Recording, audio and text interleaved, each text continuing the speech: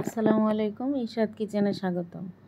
তো আজকে রান্নার জন্য দেখেন আমি সব গুছিয়ে নিয়েছি। আজকে রান্না করব একটা স্পেশালভাবে চিকেন ভুনা।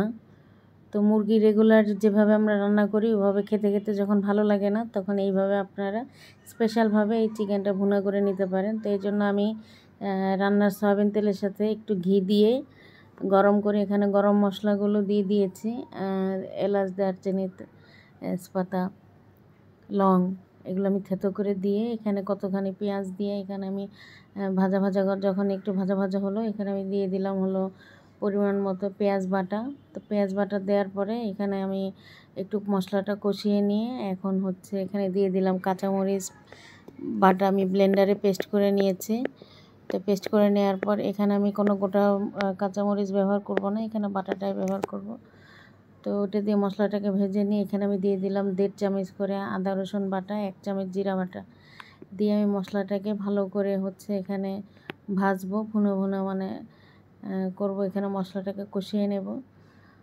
তো দেখেন তেলের সাথে মানে মশলাটা একদম মানে মাপ মতো হয়েছে, অতিরিক্ত হয়নি। তারপর এখানে আমি চিকেনগুলো ঢেলে দিয়ে মশলার সাথে হচ্ছে চিকেনটাকে ভালো করে মাখিয়ে নেব। ভালোভাবে প্রত্যেকটা চিকেনের গায়ে গায়ে যেন মশলাগুলো যেন ভালোভাবে লাগে, সেভাবে আমি মশলাগুলোকে চিকেনের সাথে একদম মাখা মাখা করে নিচ্ছি। তো নিয়ে এখানে আমি ভালো করে নেড়ে এখানে ঢাকনা দিয়ে দিলাম। তো অন্য একটি প্যানে আমি এখানে ঘি দিয়ে দিব 1.5 চামচের মতো। তো ঘি দেওয়ার পরে অবশ্যই চিকেনের সাথে আমি আলু দেব, কারণ আলু না দিলে চিকেনটা মজা লাগে না। তো আলুটাকে এই ঘিয়ের মধ্যে ভেজে নেব হালকা করে, লাল লাল করে। তো ওইদিকে আলুটাকে ভাজতে দিয়ে এখানে দেখেন আমার চিকেনের ঢাকনাটা উঠিয়ে দিলাম। উঠিয়ে তারপর এটাকে আমি আবার একটু নাড়াচাড়া দিয়ে নিব। নাড়াচাড়া দিয়ে এখানে আমি দেখেন চিকেনে এখনও কোনো পানি ছাড়েনি, মশলাটার সাথেই ভাজা ভাজা হচ্ছে চিকেন। এই রান্নার মূলই হচ্ছে চিকেনটাকে ভাজতে হবে ঘি তেলের সাথে। তো এই পর্যায়ে আমি এখন লবণ দিয়ে দিলাম 1/2 চামচ হলুদ আর মরিচ গুঁড়ো, আর দিয়ে দিলাম 1/2 চামচ ধনে গুঁড়ো দিয়ে, যেহেতু কাঁচামরিচ ব্লেন্ড করে দিয়েছি এজন্য গুঁড়ো মরিচের পরিমাণ একটু কম দিলাম। দিয়ে চিকেনটাকে এখানে আবার একটু নাড়া দিয়ে ঢাকনা দিয়ে দিলাম। আর অন্য একটি প্যানে যে আমি আলু ভাজতে দিয়েছিলাম, সে আলুটা দেখেন আমি এখানে উল্টিয়ে যে এইভাবে করে লাল লাল করে ভেজে নেবেন। তো এই পর্যায়ে দেখেন ঢাকনা উঠিয়ে এখান থেকে আমার এখন চিকেন থেকে পানি বের হয়েছে। তো ওই পানির সাথে চিকেনটাকে ভালো করে কষাচ্ছি আমি, ভালো করে নেড়ে দিয়ে। তো এই পর্যায়ে আমি সামান্য পরিমাণে একটু পানি যোগ করেছি। তো যোগ করে এখানে একটু নেড়ে দিয়ে এখন আমি ঢাকনা দিয়ে দেব।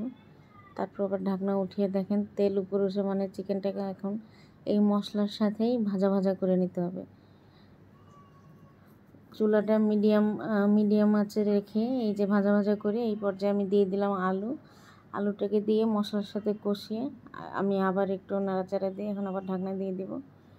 তো দেখেন মশলাটা যখন একবারে লেগে যাবে চিকেনের সাথে, তো সেই পর্যায়ে আমি দিয়ে দিব হলো খুব সামান্য পরিমাণে পানি, কারণ চিকেনটাকে সিদ্ধ হতে যতটুকু পানির দরকার এখানে ততটুকু পরিমাণেই পানি দেবে, এবং পানি অবশ্যই গরম পানি দেবেন আপনারা। তো এখন দিয়ে দিলাম 1 চামচের মতো একটু গরম মশলা গুঁড়া দিয়ে আমি এটাকে নেড়ে দিয়ে এখন আবার একটু ঢাকনা দিয়ে দিব। তো পানিটা যখন কমে আসবে দেখেন তরকারি কালারটা কি সুন্দর এসেছে। তো এখানে তেল আমি এবার নেড়ে দিলাম। তো আমার লবণ লাগবে, আমি 1 চামচ লবণ এখানে দিয়ে দিলাম। লবণটা দেওয়ার পরে দেখেন তরকারিটাকে আমি আবার নাড়াচাড়া দিয়ে লবণের সাথে, তো এখানে আমি দিয়ে দিলাম হলো টালা জিরার গুঁড়া। তো এটা দিয়ে জিরা গুঁড়া দেওয়ার পর যেটা করবেন, যে কোনো তরকারিতে নাড়াচাড়া দিয়ে একটু ঢাকনা দিয়ে দিবেন, তাহলে জিরার যে ফ্লেভারটা, ভাজা জিরা, এটা পুরো তরকারিতে চলে যায়, তরকারি খেতেও স্বাদ লাগে। তো এই যে দেখেন আমার তরকারি হয়ে এসেছে। আমার তরকারির এই যে ফাইনাল লুক, কি সুন্দর কালার এসেছে মুরগির এই যে ভুনা স্পেশালভাবে। এটা আপনারা বাসায় অবশ্যই ট্রাই করে দেখবেন, পোলাও বা সাদা ভাতের সাথে খুবই ভালো লাগবে। আমার পরিবারের সবাই অনেক পছন্দ করেছে, আপনারা বাসায় ট্রাই করবেন। আমার চ্যানেলের পাশেই থাকবেন, আমার জন্য দোয়া করবেন। আসসালামু আলাইকুম।